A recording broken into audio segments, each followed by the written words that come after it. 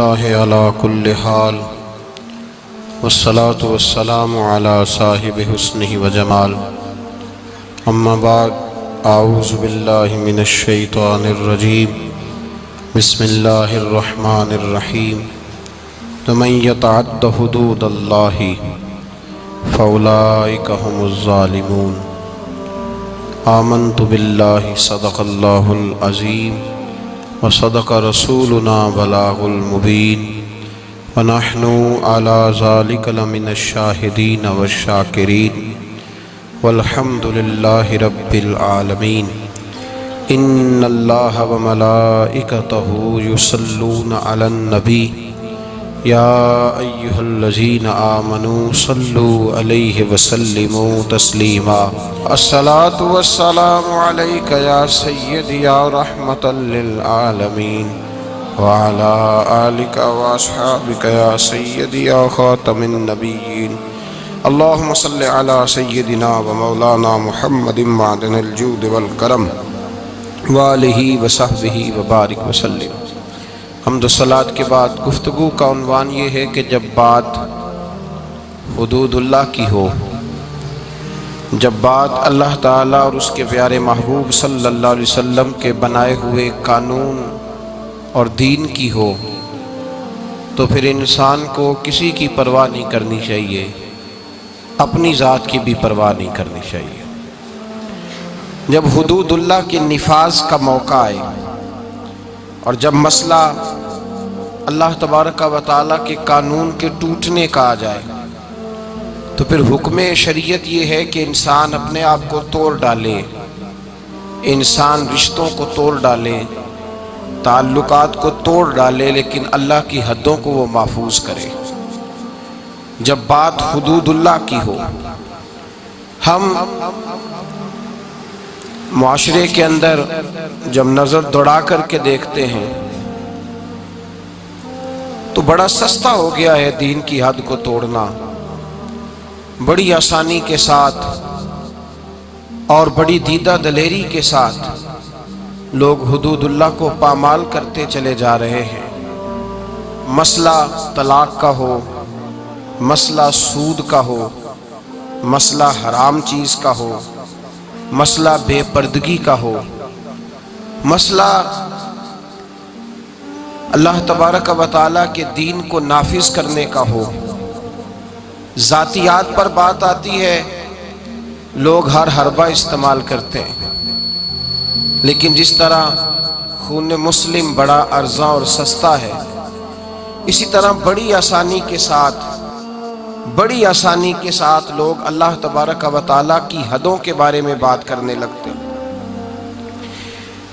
بڑی جلدی لوگ فکرے بولتے ہیں اور اس بات کے نزاکت کو نہیں جانتے، اس پہلو کی شدت کو نہیں جانتے کہ جب اللہ تبارک و تعالیٰ کی حدوں کو توڑا جاتا ہے تو پھر اللہ تبارک و تعالیٰ کی بے آواز لاٹھی اس طرح برستی ہے کہ انسان کا سکون، اس کی طمانینت، زندگی کا سارا حسن کھو جاتا ہے، اور انسان نہ صرف یہ کہ وہ معاذ اللہ خدا فراموش ہوتا ہے، وہ خود فراموش بھی ہو جاتا ہے۔ زندگی میں یاد رکھیں، کبھی بھی کسی موقع پر بھی اللہ کی حدوں کو نہیں توڑنا چاہیے۔ ہمارے معاشرے کے اندر پہلے لوگ طلاق دیتے ہیں، طلاق طلاق طلاق، 3 جملے طلاق کے بولتے ہیں، کہنے والے کہہ رہے ہیں کہ طلاق دی، اس کا پورا پس منظر ہے، جھگڑا رہتا تھا، لڑائی رہتی تھی، نافرمانی ہوتی تھی۔ خامد بھی بتلاتا ہے، جب اس سے پوچھا جاتا ہے تو وہ کہتا ہے بڑی دیر سے بد زبانی ہو رہی تھی۔ عورت کو پوچھا جاتا ہے تو وہ کہتی ہے بڑے پرانے ظلم کر رہا تھا۔ ایک پورے پس منظر کے پیچھے طلاق دی جا رہی ہے اور نام لے کر کے طلاق دی جا رہی ہے، پھر جا کر کے اسٹامپ فروش سے طلاق لکھوائی جاتی ہے، اس پر سائن ہوتے ہیں، پھر وہ پوسٹ کی جاتی ہے۔ جب اگلی جگہ پہنچ گئی، طلاق ہو گئی، اب برادری کے کچھ بڑے شامل ہو گئے اور شامل ہو کے کہنے لگے نہیں صلح ہونی چاہیے۔ صلح، بھئی جب 3 طلاقیں ہو گئی تو اب صلح کس بات کی؟ اب صلح کس بات کی؟ اب کہیں کبھی کسی جماعت سے فتویٰ پوچھا جائے گا، کبھی کسی جماعت سے فتویٰ پوچھا جائے گا، اللہ تبارک و تعالیٰ کی حدوں کو توڑا جائے گا۔ اور پھر بھئی بات تو یہ ہے کہ اگر یہ اتنا ہی ضروری تھا ان دونوں کا اکٹھے رہنا، اتنا ہی ضروری تھا، تو پھر کون سی ایسی نوبت آئی تھی کہ جس پر انہوں نے لفظ طلاق بول دیا؟ پھر کیوں ایسا معاملہ یہاں تک پہنچا کہ طلاق کا لفظ بول دیا گیا؟ اور یہ بات بالکل درست ہے کہ نبی رحمت سید عالم صلی اللہ علیہ وسلم نے فرمایا ہے کہ طلاق ایک ایسی چیز ہے جو جائز تو ہے پر اللہ کو پسند نہیں۔ لیکن میرے بھائی، صحابہ کرام علیہم رضوان نے طلاقیں دی ہیں۔ خود نبی رحمت سید عالم صلی اللہ علیہ وسلم کی 2 شہزادیوں کو ابو لہب کے 2 بیٹوں نے طلاق دے دی تھی۔ اللہ کے محبوب علیہ السلام نے اس طلاق کو اللہ تبارک و تعالیٰ کی حکمت سمجھ کے قبول فرمایا، تو اللہ تعالیٰ نے مصطفیٰ کریم کو حضرت عثمان غنی جیسے داماد عطا فرمائے۔ اب اللہ تبارک و تعالیٰ کے حوالے کریں، اب اللہ کے سپرد کریں۔ اب وہاں اللہ تبارک و تعالیٰ کی حدوں کو توڑنا، وہاں اب کبھی ادھر سے فتویٰ لینا، کبھی ادھر سے فتویٰ لینا، ایک ناجائز زندگی بسر کرنا، اپنے وجود پر ظلم کرنا، زیادتی کرنا۔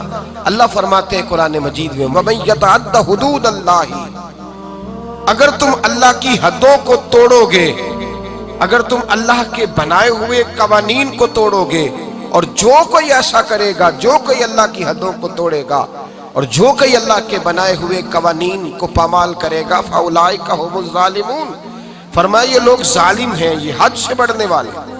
اللہ تبارک و تعالیٰ دنیا میں بھی انہیں ظالموں جیسی بے سکونی دے گا، اور قیامت کے دن ظالموں جیسا انجام فرمائے گا ان لوگوں کا۔ اللہ تبارک و تعالیٰ کی حدوں کو لوگ توڑتے ہیں۔ طلاق کا معاملہ ہے، سود کا معاملہ ہے، ریاست کے صدر صاحب بول کر کے کہہ دیتے ہیں، لوگ جانتے نہیں کہ میں کتنی بڑی بات کر رہا ہوں، جانتے نہیں کہ کتنی بڑی بات کر رہا ہوں۔ اگر کسی صدر کو کہا جائے کہ تو پیے ہو گیا ہے، تو ایک معمولی آدمی ہو گیا، جا وہاں سے ہمارے لیے پانی لے کر کے آ، چائے لے کر کے آ، تو کہتا تم نے تو میری عزت کی حد توڑ دی، اتنی بڑی بات کر دی تم نے، حد توڑ دی، تمہیں سزا دی جائے گی۔ عدالت کے اندر اگر کوئی شخص ایسی بات کرتا ہے جو عدالت کے معیار کے خلاف ہے، اس پر توہین عدالت کا مقدمہ ہو جاتا ہے، اس کو سزا ہوتی ہے، اس کے بارے میں قانون موجود ہے۔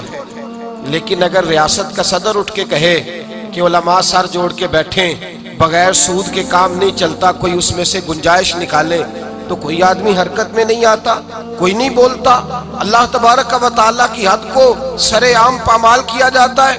بجٹ پیش ہوتا ہے قومی اسمبلی میں، اللہ تبارک و تعالیٰ کی دھرتی پر کھڑے ہو کر، اللہ تبارک و تعالیٰ کی بنائی ہوئی آسمان کے چھت کے نیچے کھڑے ہو کر ایک اسلامی ملک کی اسمبلی کے اندر یہ لفظ بولے جاتے ہیں کہ اس دفعہ ہم نے سود دینے کے لیے اتنا بجٹ رکھا ہے، اور سود دینے کے لیے ہم نے اتنا بجٹ بڑھا لیا ہے، اتنا روپیہ ملک کا ہم سود پر خرچ کریں گے۔ تم نے سوچا ہی نہیں، تم نے خیال ہی نہیں کیا کہ جب تم یہ لفظ بول رہے تھے تو تم اللہ تبارک و تعالیٰ کی حدوں کو پامال کر رہے تھے۔ تم نے سوچا ہی نہیں کہ رسول پاک سید عالم صلی اللہ علیہ وسلم نے باقی گناہوں کی سزا بیان کی ہے۔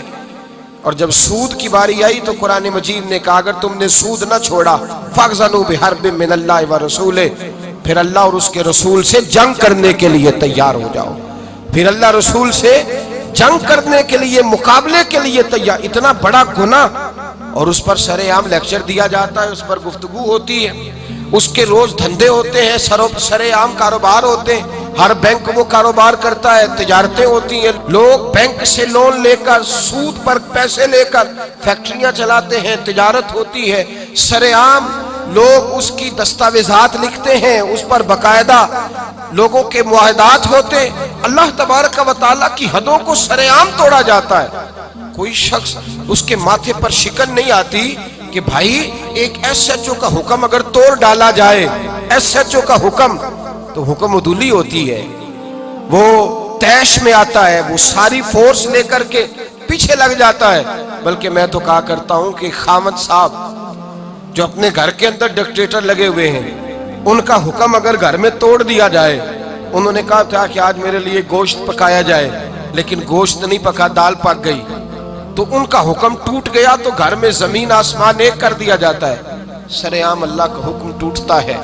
ایسے احکامات جن پر شریعت اسلامیہ کی واضح اور بیان احکامات موجود ہیں، میرے نبی کریم صلی اللہ علیہ وسلم نے فرمایا ماں کے ساتھ زنا کرنے والا اتنا برا نہیں جتنا سود کا کام کرنے والا برا ہے، اتنا برا نہیں جتنا سود کا کام کرنے والا برا ہے۔ اس قدر بڑا گناہ۔ اور نبی رحمت سید عالم صلی اللہ علیہ وسلم نے فرمایا سود لینے والا، سود دینے والا، سود کی دستاویزات کو لکھنے والا، سود کے معاہدے میں گواہ بننے والا، سود کا جس کو پتہ چلے اور راضی ہونے والا، منع نہ کرنے والا، فرمایا یہ وہ سب لوگ ہیں جن پر خدا کی بھی لعنت ہے، فرشتوں کی بھی لعنت ہے، محمد مصطفیٰ کی بھی لعنت ہے۔ اتنا سخت حکم بیان کیا، لیکن لوگ ہیں کہ ڈھٹائی کے ساتھ وہ کام کرتے ہیں، اعلانیہ وہ کام کرتے ہیں۔ ایک عام آدمی سے لے کر ریاست کے سربراہان تک اللہ ماشاءاللہ دھندے میں ملوث ہوتے ہیں، اور لوگ ہیں کہ کیے جا رہے ہیں، حدود اللہ ہے کہ پامال ہو رہی ہیں، اور سرعام۔ میرے رسول پاک صلی اللہ علیہ وسلم نے مرد اور عورت کا ایک جگہ رہنا پسند نہ فرمایا۔ حضور سید عالم صلی اللہ علیہ وسلم نے فرما دیا جہاں مرد اور عورت اکٹھے ہوتے ہیں وہاں تیسرا شیطان ہوتا ہے۔ حضور نے بیان کر دیا، کھلے لفظوں میں بتلا دی، فرمایا کوئی اجازت نہیں، کوئی اجازت، جہاں مرد اور عورت اکٹھے ہوں گے تیسرا شیطان ہوگا۔ مخلوط تعلیم ہے، مرد اور عورتیں، لڑکیاں اور لڑکے اکٹھے یونیورسٹی اور کالجز میں پڑھتے ہیں، اور جن لوگوں کو اللہ نے کچھ تھوڑا سا پیسہ دے دیا ہے، اللہ نے اپنے فضل سے تھوڑی دولت دے دی ہے، وہ تو اتنی ڈھٹائی کے ساتھ دین کی دھجیاں بکھیرنے لگے ہیں۔ لڑکی اور لڑکے کی شادی ہو رہی ہے اور غیر محرم ہے، ابھی ان کا نکاح نہیں ہوا، وہ ایک دوسرے کو انگوٹھیاں پہنا رہے ہیں، وہ ان کو آمنے سامنے بٹھا دیا گیا۔ پھر اس کے بعد جب مہندی کی ظالمانہ رسم سامنے آتی ہے تو اسی میرج ہال کے اندر لڑکا اور لڑکی کو مہندی کے موقع پر اکٹھا بٹھایا ہے۔ باپ پتہ نہیں غیرت کہاں سو گئی، وہ بھی ناچ رہا ہے۔ بوڑھی ماں جس کا وقت آ گیا ہے قبر میں جانے کا، وہ بھی وہاں ناچ رہی ہے۔ شریعت اسلامیہ کا جنازہ نکال کے ناچ رہے ہیں، اللہ کی حدوں کو پامال کر رہے ہیں۔ مصطفیٰ کریم جان رحمت صلی اللہ علیہ وسلم نے فرمایا مرد اور عورت جہاں اکٹھے ہوتے ہیں تیسرا شیطان ہوتا ہے، وہ بھی غیر محرم ہے۔ انگوٹھیاں ہاں شریعت نے اجازت دی ہے، شادی سے پہلے ہونے والی بیوی کو ایک نظر دیکھنے کی اس کو اجازت ہے، ایک نظر دیکھنے کی اجازت دی تھی۔ یہ تھوڑی کہا تھا کہ ان کو اکٹھا بٹھا دیا جائے گا، وہ ایک دوسرے کو انگوٹھیاں پہناتے پھریں گے۔ نبی کریم رؤوف الرحیم سید عالم صلی اللہ علیہ وسلم نے اتنا ناپسند کیا کہ حضور سید عالم علیہ السلام نے فرمایا خنزیر، کتا جو ہوتا ہے یہ نجس العین نہیں ہوتا۔ کتا بھیگ جائے تو اس پر بعض لوگ فتویٰ دیتے ہیں ناپاک ہونے کا، اور کتے کی جو تھوک ہوتی ہے وہ ناپاک ہوتی ہے۔ کتا پورا ناپاک نہیں ہوتا، خنزیر پورا ناپاک ہوتا ہے، نجس العین ہوتا ہے۔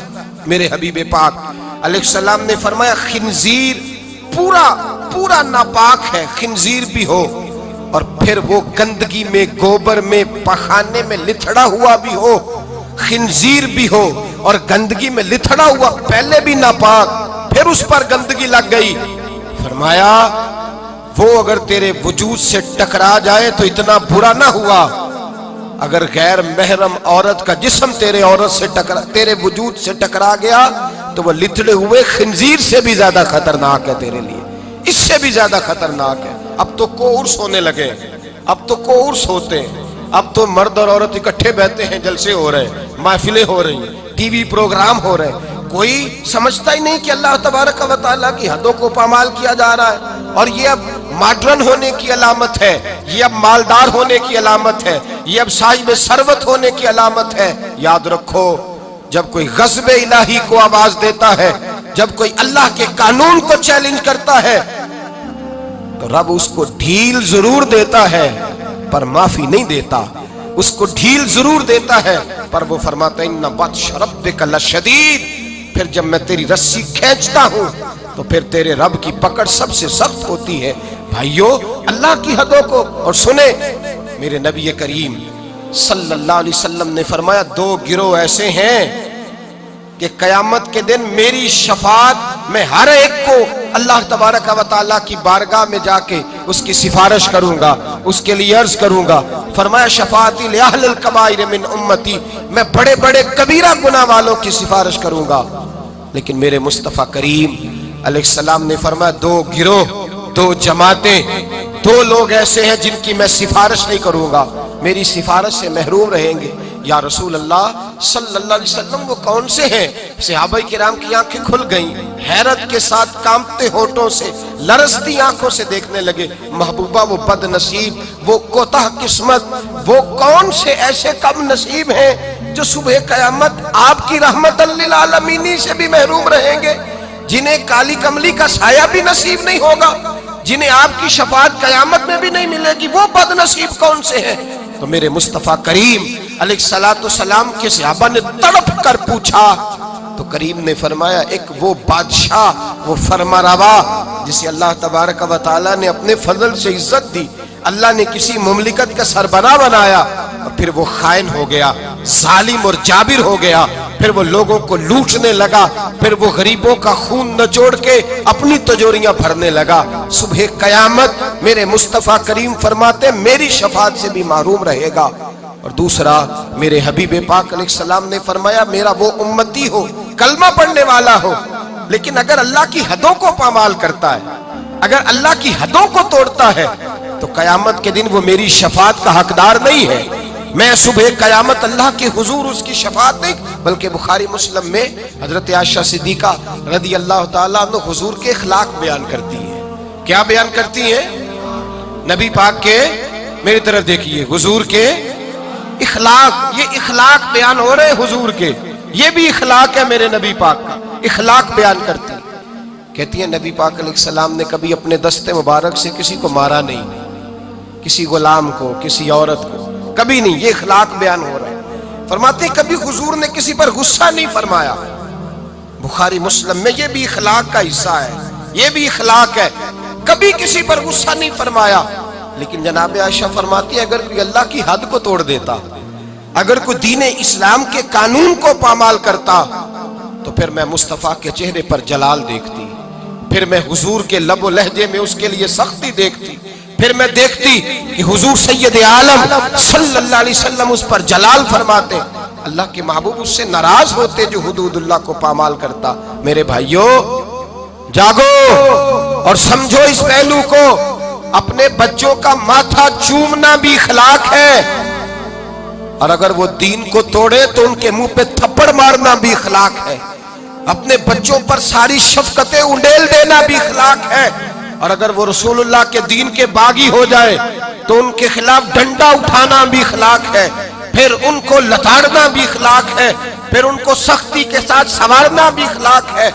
تو میٹھا بنا رہتا ہے، میٹھا بنا رہتا ہے ہر بات کے اندر، بیٹی بے پردہ رہے اور تو میٹھا بنا رہے، بیٹا شراب اور جوے کے اڈے پہ جائے اور تو میٹھا بنا رہے، تیرے گھر کے اندر شریعت اسلامیہ کا مذاق اڑایا جائے اور تو کہے میں اخلاق والا ہوتا ہوں۔ یہ نبی پاک کے اخلاق ہیں کہ حضور رحمت للعالمین ہیں۔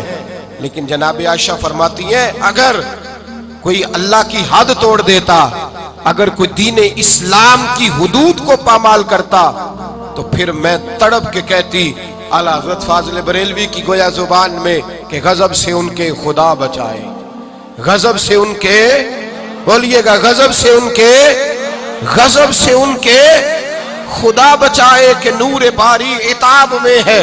پھر میں جلال دیکھتی سید عالم، اللہ تبارک و تعالیٰ کی حدیں توڑنے سے بچیں، اللہ کے قانون کو چیلنج کرنے سے بچیں، بچیں اس چیز سے جس میں اللہ تبارک و تعالیٰ کا واضح حکم، نبی پاک کا واضح حکم ہو، ہمیں پتا ہو کہ یہ بات شریعت اسلامیہ میں جائز نہیں، لیکن اس کے باوجود اگر کوئی کر رہا۔ آج کئی ایسے گھرانے ہیں جن کو اللہ نے اپنے فضل سے جائیدادیں دی، اللہ تبارک و تعالیٰ نے زمیندار بنایا، ان کے بچے اگر کوئی گناہ کرتے ہیں تو کہتے ہیں شکر ہے تو بڑا ہو گیا ہے، تیری کو شکایت تو آئی ہے نا معاذ اللہ۔ وہ کہتے ہیں معاذ اللہ شراب و کباب کے اڈے اور وہاں آنا جانا تو ان بچوں کا شوق ہوتا ہے، یہ کام تو کرتے ہی رہتے۔ ڈرو اللہ تبارک و تعالیٰ، تم نے یہ بات نہیں کی، تم نے تو غضب الہی کو آواز دی، تم نے تو اللہ کے جلال کو بلایا، تم نے تو اللہ تبارک و تعالی کے فرشتوں کو یہ پیغام دیا ہے کہ ہم پر عذاب نازل کر دیا جائے، وَمَن يَتَعَدَّ حُدُودَ اللَّهِ فَأُولَٰئِكَ هُمُ الظَّالِمُونَ۔ فرمایا جو اللہ کی حدوں کو توڑے گا وہ بہت بڑا ظالم ہے، بہت بڑا جابر ہے۔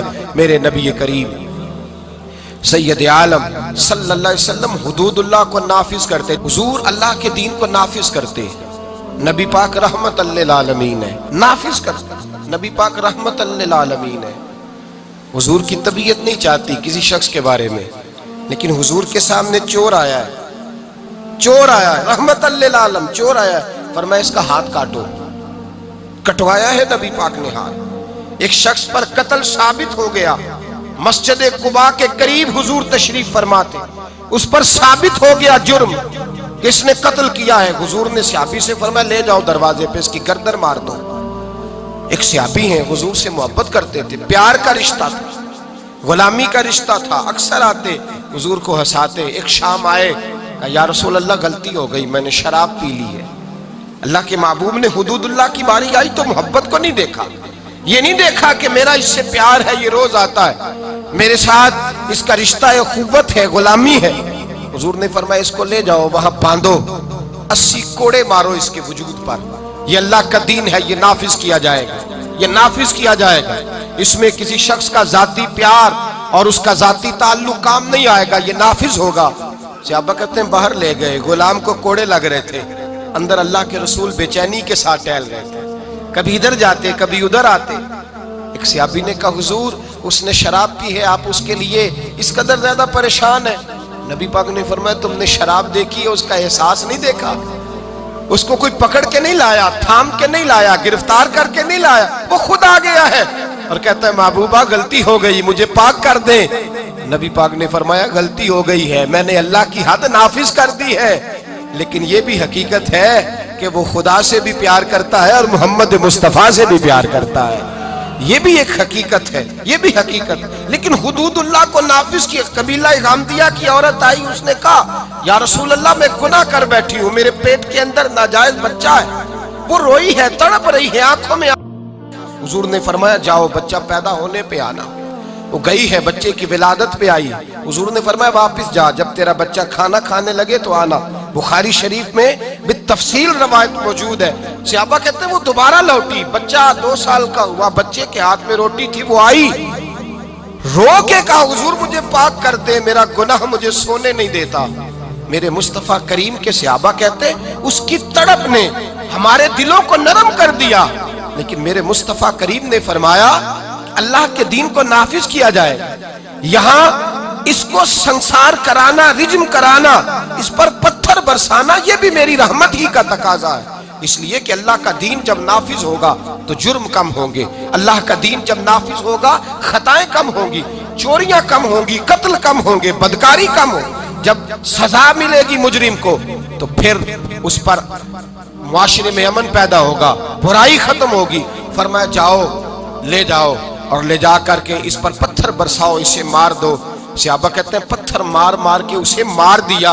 اللہ کا قانون رحمت للعالمین نبی نے نافذ کیا، اور جب اس کا انتقال ہوا تو حضور نے فرمایا غسل دو، صفے بلاؤ، میں خود اس کا جنازہ پڑھاؤں گا۔ یا رسول اللہ صلی اللہ علیہ وسلم آپ نے ہی قانون نافذ کیا اور آپ ہی جنازہ پڑھائیں گے؟ تو میرے کریم نے فرمایا تم نے اس کا گناہ دیکھا ہے، اس کی توبہ کا رنگ نہیں دیکھا، احساس نہیں دیکھا؟ فرمایا اس پر اللہ کی حد آئی ہے اور ہم نے اس پر اللہ کا قانون نافذ کیا ہے، اور اب اس کا حال یہ ہے کہ وہ جنت کی نہروں کے اندر گوتے لگا رہی ہے۔ بھائی یاد رکھیں، سمجھیں اس بات، جب اللہ کا دین نافذ ہوگا۔ ہمارے معاشرے میں ہمارا میڈیا اب لوگوں کو گناہ کے طریقے بتلاتا ہے، لوگوں کو بتلایا جاتا ہے گناہ کیسے کرنا ہے۔ وہ قصور کے اندر ایک گروہ پکڑا گیا جو اس طرح کی بدکاریاں کرتا تھا، وہ کیا کرتے تھے، کیسے انجیکشن لیتے تھے، کس کوٹھڑی میں کیا کرتے تھے، سب دکھایا گیا، سب دکھایا جاتا ہے، ایک ایک جرم کی داستانیں۔ بلکہ اللہ تبارک و تعالی فضل کرے، اب تو ایسی ٹیمیں سامنے آ گئی جو جا کے پیر پکڑتی ہیں، کوئی چھپڑ پیر پکڑ لیا، کوئی تھپڑ پیر پکڑ لیا، کوئی پکڑ لیا ہے۔ ان کو یہ بھی تو احساس ہونا چاہیے کہ یہ پیری مریدی ایک مقدس شعبہ ہے، یہ رسول اللہ کی وراثت ہے؟ جہاں تم یہ بات بیان کرتے ہو کہ یہ تھپڑ پیر ملا ہے، وہاں یہ کیوں نہیں بیان کرتے ایک پیر ایسا بھی ہے دنیا میں جو اجمیر کے ٹلے پہ بیٹھا ہے اور 90 لاکھ کو کلمہ پڑھا کے مسلمان کر گیا ہے؟ یہ چیز تم کیوں بیان نہیں کرتے؟ اور پھر تم پتہ نہیں کس کو پکڑ کے لے آتے ہو، نہ جانے کون جاہل تھا، اللہ جانے کون تھا۔ تم آؤ میدان کے اندر، ہمارے سامنے بیٹھو، ہم تمہیں کراچی سے لے کر خیبر تک لاکھوں خانقاہیں ایسی دکھائیں گے جہاں آج بھی خدا کا نام لیا جاتا ہے اور محمد رسول اللہ کا دین پڑھایا جاتا ہے۔ تم لوگوں کو گمراہ کرتے ہو، تم لوگوں کو بتلاتے ہو کہ یہ سارے اس طرح کے ہوتے ہیں۔ وہ پتہ نہیں کون بدماش تھا، گنڈا تھا، کون بے دین تھا جس کو تم نے پیر بنا کے لوگوں کے سامنے رکھا۔ ہم پیر اسے مانتے ہیں جس کے ایک ہاتھ میں خدا کا قرآن ہوتا ہے اور دوسرے ہاتھ میں محمد مصطفیٰ کا فرمان ہوتا ہے۔ تو یہ یاد رکھیے گا، اور ہم کبھی کمزور نہیں پڑتے کسی جگہ۔ ہمیں کوئی شخص آ کر کے بتلاتا ہے وہ فلاں بابا پکڑا گیا، ہم کہتے ہیں ہمارا نہیں ہے، وہ جس نے پکڑا اسی کا تھا جس نے پکڑ لیا ہے، اور جو اس پہ تنقید کر رہا ہے وہ اسی کا ہے۔ جھوٹ بولتے ہیں لوگ، جھوٹ بول بددیانتی کا مظاہرہ کر ظلم کرتے ہیں۔ ان بیوقوفوں اور بدماشوں کو لا کر دین اسلام کے سپاہیوں اور مجاہدوں کی صف میں اور ان کے ساتھ مقابلہ کرانا چاہتے ہیں۔ ہمارے تو مشائخ وہ ہیں جن کے چہرے دیکھیں تو خدا یاد آ جاتا ہے، جن کے پاس بیٹھے، جن کے پاس چند گھڑیاں کوئی گزار کے جائے۔ میرے شیخ طریقت حضرت تاج الشریعہ کے شیخ مفتی اعظم ہند مولانا مصطفیٰ رضا خان صاحب، آپ کے پاس ایک شخص آیا اعلیٰ حضرت کے چھوٹے بیٹے کے پاس، وہ کہنے لگا سنا ہے یہ بڑے عاشق رسول ہیں، ان کے پاس جائیں تو مصطفیٰ کی خوشبو آتی ہے۔ کہتا میں تھوڑی دیر آیا، تھوڑی دیر بیٹھا، فاضل بریلوی کے شہزادے کی صحبت میں تھوڑی دیر رہا، چند لمحے گزارے، نہ حدیث پڑھی، نہ فقہ سیکھی، نہ قرآن سیکھا، چند لمحے احمد رضا کے بیٹے کے پاس بیٹھا ہوں، ایسی خوشبو چڑھی ہے، گھر جاتے ہی زبان پر درود ہی جاری رہا ہے، سونے لگا ہوں تو درود جاری، خوشبو جاری، سلام جاری۔ میری آنکھ بند ہوئی ہے تو مجھے مدینے والے محبوب کا دیدار نصیب ہو گیا ہے، دیدار مصطفیٰ نصیب ہو گیا ہے۔ او بھائی، یہ ہمارے مشائخ ہیں، یہ ہمارے لوگ جن کی خوشبو رسول اللہ صلی اللہ علیہ وسلم کی محبت بانٹتی۔ بہرحال اللہ تبارک کا جو مضمون ہے اسی مضمون پہ رہتا ہوں۔ یاد رکھیے گا اور سمجھیے گا اس بات کو کہ اللہ تبارک و تعالیٰ کی حدوں کو توڑنا، نبی کریم علیہ السلام نے فرمایا بھائی وہ پیار کرتی ہے، اس نے احساس پیدا کیا ہے، لیکن یاد رکھو میں نے جو دین نافذ کیا ہے اس کی برکت یہ ہوگی کہ جب ہمارے ہاں یہ تو دکھایا جاتا ہے کہ فلاں نے یہ جرم کیا، یہ جرم کیا، لیکن اس کی سزا نہیں دکھائی جاتی۔ اس کی سزا کدھر ہے وہ قصور کے مجرم؟ پھر بتاؤ نا وہ تھپڑ بابے کا تم نے کیا کیا، وہ کدھر ہے؟ کدھر ہے وہ جو تم نے فلاں آدمی پکڑا تھا، تم نے جرم دکھائے، سزا کیوں نہیں دکھائی؟ میرے نبی پاک علیہ السلام نے سر عام سزا دی، ہاتھ کٹوائے، گلے کٹوائے۔ اللہ کے حبیب علیہ السلام نے مجرموں کو سر عام کوڑے لگوائے۔ آج لوگ کہتے ہیں اسلام کی سزائیں سخت ہیں، اسلام کی سزا سخت نہیں ہے، اسلام کی سزا نافذ ہونے والی ہے، اسلام کی سزا عبرت انگیز ہے۔ پورے دور نبوت میں نبی پاک صلی اللہ علیہ وسلم کے 23 سالہ دور میں جب حضور نے اعلان نبوت کیا، 5 یا 6 کیس آئے ہیں صرف جن پہ حد جاری کرنی پڑی ہے۔ جب مجرم کو پتہ چلتا ہے نا مجھے سزا ہوگی پھر وہ جرم نہیں کرتا، اور جب اسے پتہ ہوتا ہے نا 2 4 5 10 لاکھ دے کے میں چھوٹ جاؤں گا پھر جرم عام ہوتا ہے۔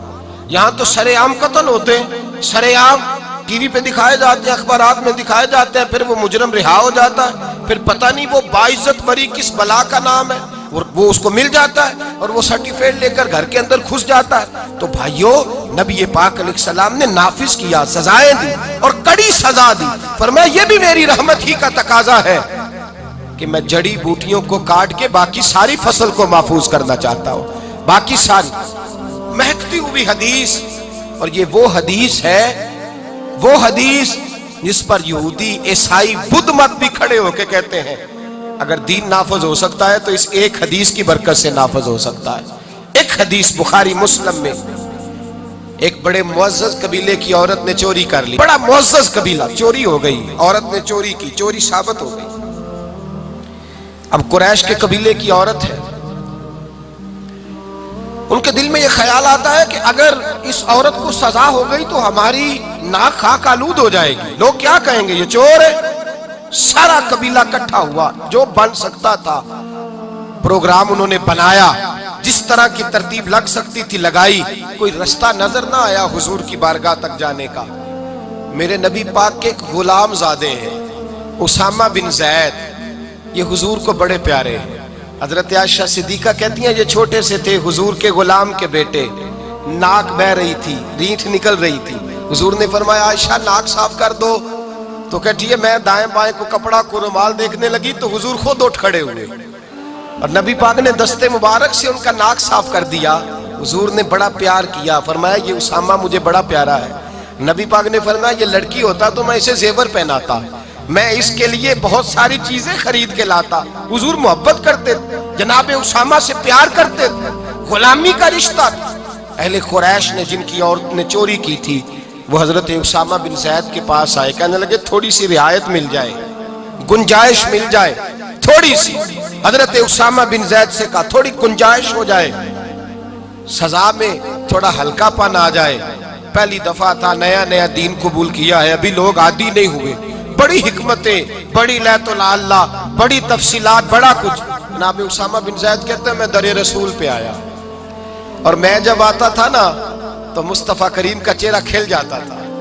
آپ فرماتے میں آیا، حضور کے پہلو میں بیٹھا، نبی پاک علیہ السلام دلوں کے بھید جاننے والے، پلٹ کر مصطفیٰ نے دیکھا، فرمایا اسامہ جو کہنے آئے ہو چلو کہہ ڈالو۔ خیال آیا کہ مسلمان نیک و بد پہچان جاتے ہیں، محمد آدمی کے دل کی باتیں جان جاتے ہیں، فرمایا چلو کہہ ڈالو۔ جناب اسامہ بن زید دھیمے لہجے میں کہتے ہیں میں نے بات کو، شارحین کہتے ہیں اسامہ بن زید فرماتے ہیں میں نے بات کو اس کا پس منظر دے کر حکم، یا رسول اللہ ابھی نیا نیا دین قبول کیا ہے، ابھی لوگ حکمتوں سے آگاہ نہیں، ابھی پوری طرح دین میں آئے نہیں، یا رسول اللہ وہ عورت نے جو چوری کی ہے ثابت بھی ہو گئی، حضور اگر گنجائش مل جائے۔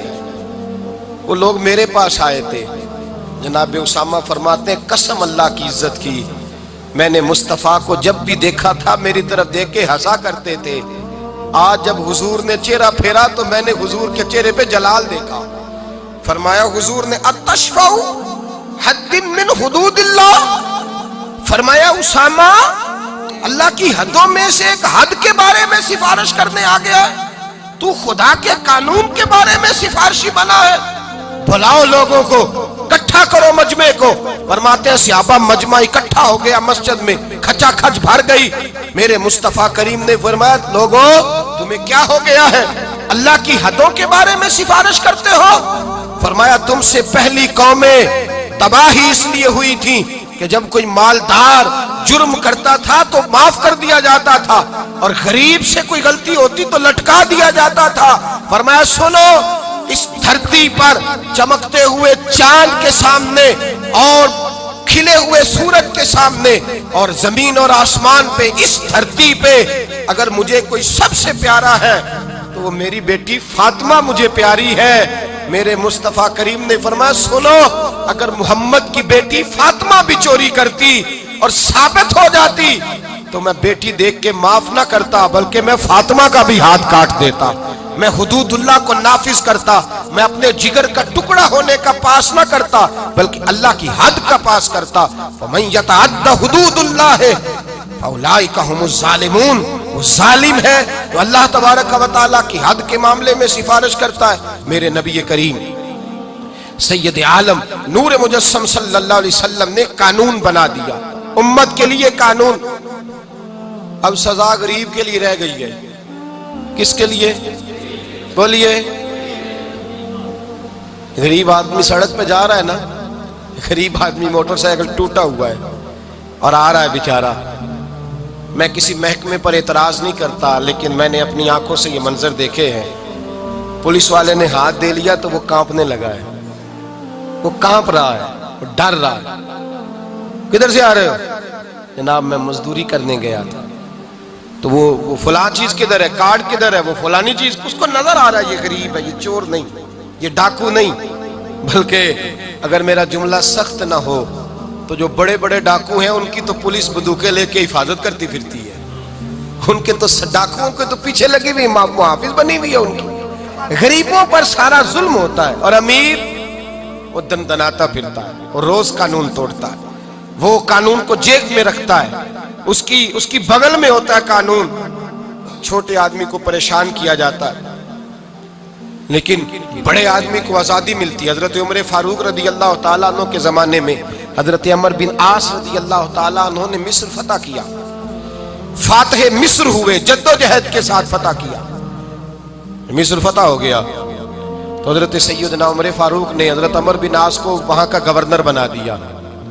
گورنر صاحب کے بیٹے تھے محمد بن عمر ان کا نام تھا، انہوں نے ایک عام مصری عام آدمی کے ساتھ گھوڑا دوڑایا کہ جس کا گھوڑا کامیاب ہو جائے گا اس کو انعام ملے گا، گھوڑا دوڑایا، اب وہ عام آدمی کا گھوڑا جیت گیا، گورنر صاحب کے بیٹے کا گھوڑا ہار گیا، اب اس کے لیے شور ہوا، لوگوں نے واہ واہ کی، بلے بلے ہوئی، نعرے لگے، انعام ملا۔ جب وہاں سے نکلے تو وہ گورنر صاحب کا بیٹا جو بگڑ گیا تھا اس نے درہ لیا، اس عام مصری کے بیٹے کو کونے میں کھڑے کر کے اس کے وجود پہ درے برسائے، مار مار کے لہو لہان کر دیا۔ بیٹا تڑپتا ہوا باپ کے پاس آیا، غریب کا بیٹا تڑپا، اس نے کپڑا ہٹایا تو لہو نکلنے لگا، کہنے لگا ابا جی مجھ پر ظلم صرف اس لیے ہوا ہے کہ میرے باپ کے مربے کوئی نہیں، مجھ پر زیادتی اس لیے ہوئی ہے کہ میرے باپ کا بینک بیلنس کوئی نہیں، اس لیے زیادتی ہوئی ہے کہ میرا باپ کوئی سیاسی قد کاٹ نہیں رکھتا۔ ابا جی دیکھیے نا میری پشت زخموں سے بھر گئی، میری غلطی یہ ہے کہ میں غریب کا بیٹا ہوں، اس نے اس لیے مارا ہے کہ وہ گورنر کا بیٹا ہے۔ باپ نے کہا بیٹے چپ کر جا، یہ ظلم کا دور نہیں، یہ عمر کا دور ہے، یہ زیادتی کا دور نہیں، یہ عدل کا دور ہے، یہ رسول اللہ کے غلاموں کا دور ہے، اس دور میں ظلم نہیں ہوتے۔ بیٹھ گھوڑے کی پشت پہ، 2-3 دن لگے تو مدینے آئے، اور جب مدینے آ کر کے اس باپ نے اپنے بیٹے کی پشت سے کپڑا اٹھایا تو فاروق اعظم جیسے دلیر رو پڑے، پہلے سجدے میں گئے، کہنے لگے خداوندہ مجھے معاف کر دے، میرے دور کے اندر یہ کام ہو گیا، اے اللہ مجھے معاف کر دے، مجھ سے درگزر فرما۔ پھر فرمایا جاؤ عمر بن عاص کو بھی لاؤ، اس کے بیٹے کو بھی لاؤ، دونوں کو لایا گیا۔ حضرت فاروق اعظم رضی اللہ تعالیٰ عنہ نے بھرے مجمع میں اس بگڑے ہوئے بیٹے کو کہا تو نے اس لیے مارا ہے کہ اس کا باپ غریب تھا، تیرا باپ گورنر ہے نا، وہ کھڑا ہے سامنے، وہ فوجوں والا گورنر وہ کھڑا ہے۔ اس غریب مصری کے بیٹے سے کہا درے اٹھا، اور جتنے اس نے تیرے وجود پہ مارے تھے اتنے ہی تو بھی اس کے وجود پہ مار، اور یہ تو تیرا تو باپ موجود نہیں تھا، اس کا سامنے کھڑا ہے۔ درے برسائے، چیخیں نکلی، اور مسجد نبوی کے صحن کے اندر لوگوں نے یہ منظر دیکھا۔ پھر حضرت عمر فاروق نے پلٹ کر دیکھا عمر بن عاص کی جانب، فرمایا عمر گورنری کا لباس اتار لے، جا ٹاٹ کا لباس پہن کر اونٹوں کا ریوڑ چرایا کر۔ لوگ کہنے لگے حضور عمر بن عاص کی غلطی کیا ہے، ان کو سزا کیوں مل رہی ہے؟ آپ فرمانے لگے عمر بن عاص کے بیٹے کے دل میں خیال کیسے آیا کہ یہ گورنر کا بیٹا ہے؟ اس کے دل میں خیال کیسے آیا؟ اس کے گھر میں بات ہوئی ہوگی نا کہ تو گورنر کا بیٹا ہے، اس کے دل میں بات ہوئی ہوگی نا کہ تو چودھری کا بیٹا ہے، باقی کمی ہوتے ہیں، اس کے دل میں بات ڈالی کس نے کہ تو امیر ہے، باقی نیچ ہوتے ہیں، یہ پیغام دیا کس نے؟ فرمایا چونکہ اس کے باپ نے گھر کے اندر کوئی بات کی ہوگی، اب یہ گورنری کے قابل نہیں رہے، اب یہ اونٹ چڑھایا کریں گے۔ فرمایا یہ اللہ کے رسول کا دین ہے، اور جب تک سورج چمکتا رہے گا رسول اللہ کا دین غالب رہے گا، نبی پاک کا دین غالب رہے گا۔ یہ کیسے ہو گیا کہ میرے زمانے میں ظلم ہو جائے، زیادتی ہو جائے؟ علامہ اقبال نے اپنی خوبصورت انداز میں لکھا ہے، کہتے ہیں سلطان مراد ہندوستان کا بادشاہ تھا۔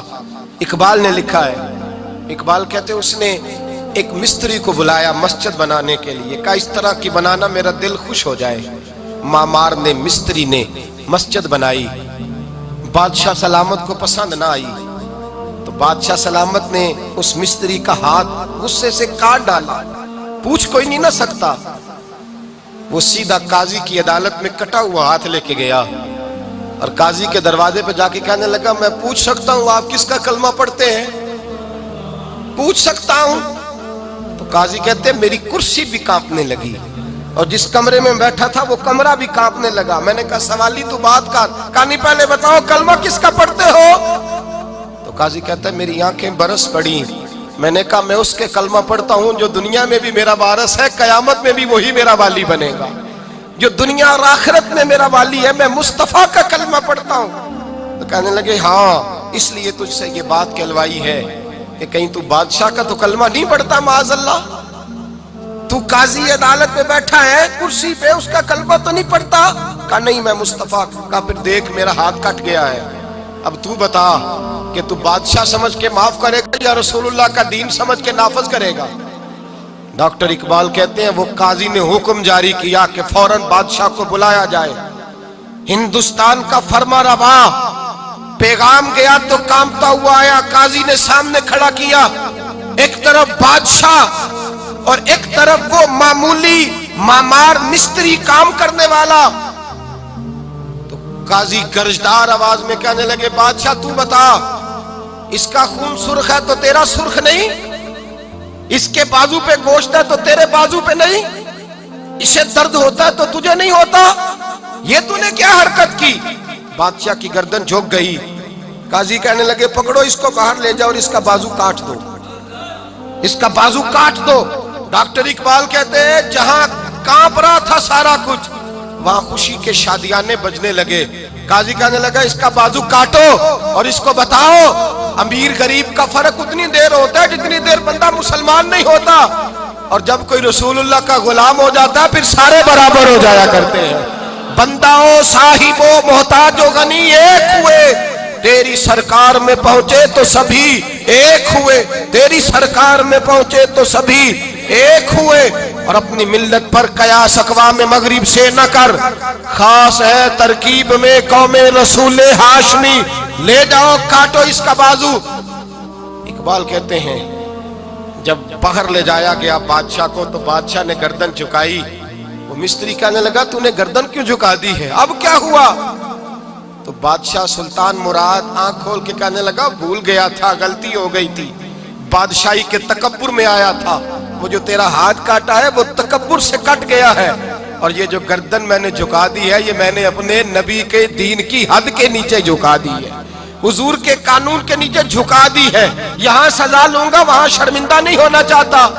اس مستری نے بڑھ کے سینے سے لگا لیا اور کہنے لگا قاضی صاحب میں نے معاف کیا، مجھے پتا چل گیا ہے کہ مسلمان بادشاہوں کا کلمہ نہیں پڑھتے، محمد عربی کا کلمہ پڑھتے ہیں، رسول اللہ کا کلمہ پڑھتے ہیں، اور جب تک مسلمان نبی پاک کا کلمہ پڑھیں گے کوئی اللہ کی حدوں کو نہیں توڑے گا، کوئی دین کو پامال نہیں کرے گا، کسی کے اندر طاقت پیدا نہیں ہوگی کہ وہ دین کی حد کو توڑ سکے۔ حضرت جناب سیدنا محمود غزنوی رحمت اللہ تعالی علیہ بیٹھے ہیں اپنے دربار میں، ایک غریب عورت تڑپتی روتی ہوئی آئی، ماں بلکتی ہوئی آئی اور آگے کہنے لگی بادشاہ ذرا مجھ غریبنی کی فریاد بھی سن۔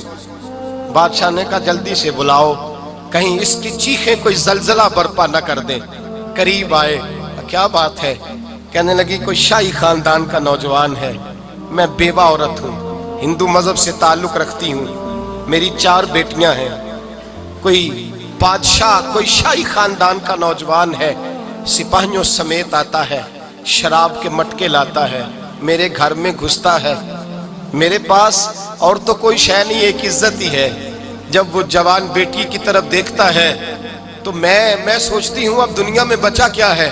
بادشاہ میں بڑی مشکل سے تجھ تک پہنچی ہوں، میں اگرچہ ہندو ہوں پر میری فریاد رسی کون کرے گا؟ سلطان محمود غزنوی کہنے لگے تو جا، اور میں نے اپنے سارے سپاہ سالاروں کو سپاہیوں کو حکم دے دیا ہے آئندہ جب تو آئے گی تو تجھے رات کا وقت بھی میرا دربار کھلا ملے گا، جیسے ہی وہ تیرے گھر آئے فوراً پہنچ جانا، آ کے اطلاع دینا۔ رات کا سناٹا، وہ غریبنی پھر تڑپتی ہوئی چیختی ہوئی آئی، بادشاہ ذرا جلدی کر غریب کی عزت لوٹ نہ جائے، ذرا جلدی نکل، دیکھنا کوئی سرمایہ آج ختم نہ ہو جائے۔ بادشاہ خود اٹھے، تلوار پکڑی، گھر میں گئے، دیا جل رہا تھا، دیا بجھایا، اب بادشاہ نے اللہ اکبر کہا، اور شاہ میں زرق برق نوجوان کی گردن پر جب بادشاہ نے تلوار ماری، لڑک کر کے گردن دور گری، پھر ہندوستان کا فرما روا سجدے میں گرا، کہنے لگا اے اللہ تیرا شکر ہے، اے اللہ تیرا شکر ہے، اے اللہ تیرا شکر ہے۔ پھر بادشاہ نے کہا پانی تو لاؤ، دیا تو جلاؤ، پانی لایا گیا، کہا روٹی تو لاؤ، خشک روٹی کے چند ٹکڑے بادشاہ نے کھائے، 1 گلاس پانی کا، 2 گلاس پانی کے، 4 گلاس پانی، 2 جگ بادشاہ پانی کے پی گیا۔ اور پھر روتا ہوا جب اٹھا تو بی بی کہنے لگی بادشاہ تیرا شکریہ، پر مجھے سمجھ نہیں آئی اس رنگ کی، دیا کیوں بجھایا ہے، سجدہ کیوں کیا ہے، پانی کیوں مانگا ہے؟ تو بادشاہ کہنے لگا بی بی بس تیرا کام ہو گیا، تو چھوڑ۔ کہنے لگی ذرا بتا تو صحیح، بتا تو صحیح، تجھے واسطہ اس رسول کا جس کا تو نے دین نافذ کیا ہے اور جس کے کہنے پر تو نے غریبنی کا کام آج اس کی عزت کو لٹنے سے، بتا تو صحیح۔ تو بادشاہ کہنے لگا ایک کی بہن ہے، اور یہ جو تیرے گھر آیا تھا یہ اسی ایک بہن کا بیٹا ہے اور اکلوتا بیٹا ہے۔ تحقیق کی تو پتا چلا میرا اپنا بھانجا یہ ظلم کر رہا ہے۔ میں نے قسم کھائی تھی کہ جب تک تجھے انصاف نہیں ملے گا نہ روٹی کھاؤں گا نہ پانی پیوں گا۔ آج 3 دن سے حلق خشک ہے، اس لیے کہ مصطفیٰ کا دین نافذ کرنا ہے، اس لیے کہ حدود اللہ کو قائم کرنا ہے۔ فرمایا آج جب میں نے دیا گل کیا، آج چراغ بجھایا تو اس لیے کہ جب بھانجے کو ماروں تو کہیں بہن کی صورت سامنے نہ آ جائے۔ یہ انصاف ہے، یہ بے انصاف ہوتا ہے۔ یہ وہ انصاف ہے جو نہیں دیکھتا کہ سامنے کیا ہے، اس کی آواز نہیں ہوتی، دھڑکن نہیں ہوتی، یہ تلوار چلتی ہے تو لحاظ نہیں کرتی، اس لیے دیا بجھایا تھا۔ اور سجدہ شکر اس لیے ادا کیا ہے کہ اے اللہ تیرا شکر ہے میں نے تیرے رسول کا دین نافذ کر دیا ہے۔ یہ بات کہہ کر کے سلطان محمود غزنوی کہنے لگے پانی پیا ہے اس لیے کہ اس دن کا پیاسا ہوں جس دن تو فریاد لے کے آئی، خشک روٹی اس لیے کھائی ہے اس دن کا بھوکا ہوں جس دن تو پھر روتے ہوئے۔ محمود غزنوی نے پیر باہر رکھا، 4 بیٹیاں جوان، ایک اماں دوڑی ہوئی آئی اور قدموں میں بیٹھی، کہنے لگی محمود میں نے نہیں دیکھا ابو بکر، میں نے کوئی ابو بکر کو تو دیکھا نہیں، عمر عثمان و علی کو تو میں نے نہیں دیکھا، فاطمہ زہرا کے باپ کی کیفیت کیسی تھی، پر تیرے رنگ میں تیرے انداز میں مجھے جلوے ضرور نظر آئے ہیں۔ اب میری بیٹیاں عام بیٹیاں نہیں رہیں گی، یہ فاطمہ کی کنیزیں بنیں گی۔ اب میں حضرت عائشہ کا پانی بھروں گی، تو نے حضور کا دین نافذ کیا ہے، اب میرا دل بدل گیا ہے، تو کلمہ پڑھا، ہم 5 ماں بیٹیاں مسلمان ہونا چاہتی ہیں۔ میرے بھائی جب رسول اللہ کا دین نافذ ہوتا ہے پھر غریب کی مدد ہوتی ہے۔ غریبوں نہ آزماؤ بار بار چہرے بدل کے ظالموں کو، دعا کرو رمضان کی سہانی صبح میں اے اللہ ہمیں کوئی محمود غزنوی کا وارث عطا فرما، اے اللہ کو سلطان صلاح الدین ایوبی کا جانشین عطا فرما، کوئی عمر بن عبدالعزیز کو ماننے والا دے، ہمیں وہ دے جس کے لبوں پہ امام حسن اور حسین کا نام جاری ہو، کوئی ایسا عطا فرما جو حضرت علی کو اپنا آئیڈیل کہتا ہو، جو عثمان غنی کی حیا، عمر فاروق کی عدالت کا وارث ہو، جو ابو بکر صدیق کی صداقت کو آئیڈیل سمجھتا ہو۔ یہی چراغ جلے گا تو روشنی ہوگی۔ جب اللہ کی حد کا معاملہ آئے کسی کی پرواہ نہ کرنا، پھر نہ دیکھنا سامنے کون ہے، پھر نہ دیکھنا کون ہے اور کیا کہتا ہے۔ حضرت فاروق اعظم کے زمانے میں غسان کے بادشاہ نے کلمہ پڑھ لیا تھا، شاہ غسان نے۔ آج تو مکے اور مدینے میں بھی حالات بگڑ گئے، اب تو پیکج ہوتے ہیں حج کا، ایک وی آئی پی، ایک وی آئی پی، ایک عام، ایک اکانومی، اب تو وہاں بھی پیکج ہیں، اب تو وہاں بھی امیر آئے تو ان کے لیے الگ رستے ہیں عرفات اور منا جانے کے لیے۔ حضرت عمر کا زمانہ تھا، غسان کے بادشاہ نے کلمہ پڑھا، لمبا جبہ پہن کے طواف کعبہ کر رہا تھا، ایک غریب کا پیر جبے پہ آ گیا، غریب کا، مجبور کا، غلام کا۔ بادشاہ نے پلٹ کے تھپڑ جو مارا تو مجمع میں خانہ کعبہ کے سائے میں غریب رونے لگا اور حضرت عمر کے پاس گیا، کہنے لگا میں رسوا ہو گیا اور سرے طواف رسوا ہو گیا، اے عمر اللہ کے گھر آ کے بھی میری رسوائی ہوئی۔ حضرت عمر نے غسان کے بادشاہ کو بلا کے کہا کہ اسے بدلہ دے، اسے راضی کر یا بدلہ دے۔ کہنے لگا عمر اب میں اسے بدلہ دوں؟ آپ نے فرمایا یہ میرے نبی پاک کا دین ہے، یہ حضور کا دین ہے، یہ نافذ ہوگا. یہ امیر غریب کے لیے علیحدہ علیحدہ نہیں، اسے بدلہ دے گے، تجھے تھپڑ مارے گا، تجھے کھانا پڑے گا. اس نے کہا اگر میں ایسا نہ کروں تو آپ فرمانے لگے پھر میں عمر ہوں، پھر میں عمر ہوں، پھر میں تجھ سے کرواؤں گا، تجھے کرنا پڑے گا، تجھے یہ کرنا پڑے گا، میں کرواؤں گا. حضرت سیدنا عمر فاروق نے کہا ایک رات کا وقت ہے تیرے پاس، یا اسے راضی کر لے یا سویرے اسی طرح طواف ہوگا، اسی طرح مجمع ہوگا، اور طواف کی اس جگہ جہاں تو نے تھپڑ مارا تھا یہ تجھے تھپڑ مارے گا، اور سارا زمانہ دیکھے گا کہ رسول اللہ کا دین کیسے نافذ ہوتا ہے. تجھے تھپڑ کھانا پڑے گا، مار کھانی پڑے گی. اللہ اکبر. جب سیدنا فاروق اعظم نے اسے یہ کہا، ایک رات سوچنے کا وقت لیا، اس نے راتوں رات سامان اٹھا کر کے واپس بھاگ گیا، عیسائی ہو گیا. ایک آدمی نے کہا عمر اتنا بڑا بادشاہ تھا، اس کے پیچھے کتنے لوگ مسلمان ہوتے، مال خزانہ میں کتنا نفع آتا، یہ ہوتا وہ ہوتا. حضرت عمر کہنے لگے چپ کر جاؤ، نہ مال چاہیے، نہ زیادہ تعداد چاہیے، نہ بادشاہ چاہیے، ہمیں تو اپنے مصطفیٰ کا دین چاہیے، ہمیں تو رسول اللہ کا دین چاہیے، اس سے زیادہ ہمیں کسی چیز کی حاجت نہیں. بھائی یہی چراغ جلے گا تو روشنی ہوگی. رسول اللہ کے دین کی حد کے معاملے میں کسی کی پرواہ نہ کریں. جب آپ کو واضح قرآن کی آیت مل جائے، جب حدیث مبارکہ واضح مل جائے، پھر اپنی رائے پہ پھر اس پر اپنی رائے کو نہ ڈالیں، تھوپے نہ. پھر یہ نہ دیکھیں میں نے گھر بچانا ہے، میں نے فلاں چیز بچانی ہے. بس اللہ تبارک و تعالیٰ کی حد کا جہاں معاملہ ہے، میں نے شروع میں کہا تھا ہر رشتہ توڑ دو، ہر تعلق توڑ دو، اپنا آپ بھی ٹوٹتا ہے تو توڑ دو، لیکن دیکھنا کہیں رب رسول کی حد نہ ٹوٹنے پائے. یہ حد کبھی نہیں ٹوٹنی چاہیے. دین اسلام کی جو حدود اللہ اور اس کے رسول نے متعین فرمائی ہیں ان کو کبھی نہیں ٹوٹنا چاہیے. دعا ہے خالق کی بارگاہ میں اللہ تعالی ہمیں اپنے محبوب کے دین کی حفاظت کی توفیق عطا فرمائے. آخر دعوانا ان الحمدللہ.